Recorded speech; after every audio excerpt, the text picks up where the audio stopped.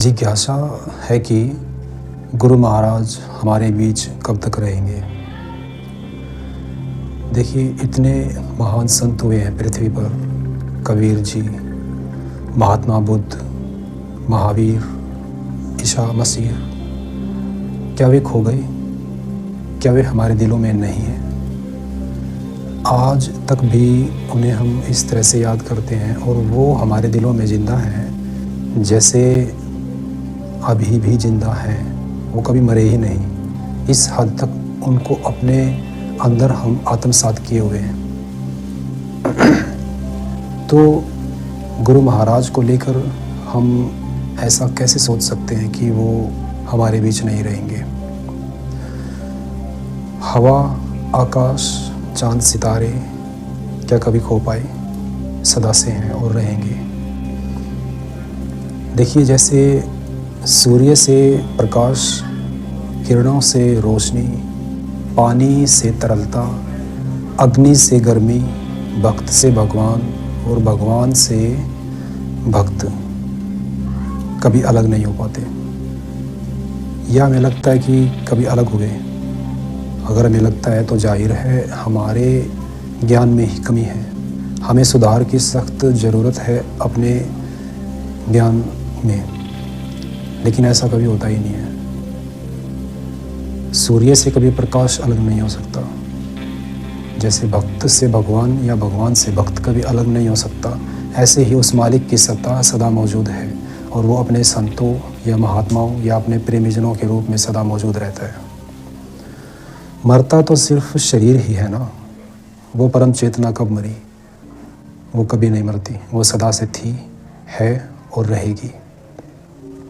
तो यह प्रश्न कोई चिंता का विषय नहीं है कि गुरु महाराज हमारे बीच कब तक रहेंगे। वो सदा से थे, हैं और रहेंगे। जब तक शरीर इस पृथ्वी पर होंगे या जन्म लेते रहेंगे, तब तक जैसे चेतना का अवतरण भी उसमें होता रहेगा, उसी तरह से उस मालिक की सत्ता भी सदा मौजूद रहेगी। तो यह प्रश्न हम एक तरह से व्यर्थ समझ सकते हैं, लेकिन कुछ भक्तजनों को थोड़ी चिंता हो सकती है और उसी के निराकरण के लिए इसे हम समझेंगे।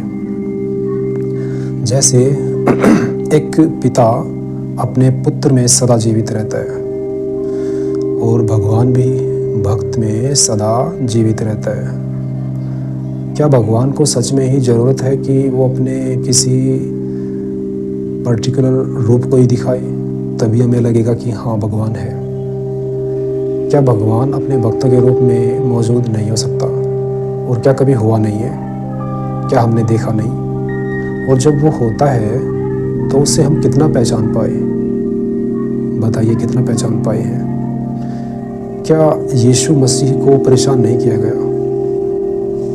और बाद में इतने लोगों ने उसे साक्षात परमात्मा के रूप में भी माना। वही स्थिति बहुत संतों की हुई। कबीर जी को भी क्या परेशान नहीं किया गया?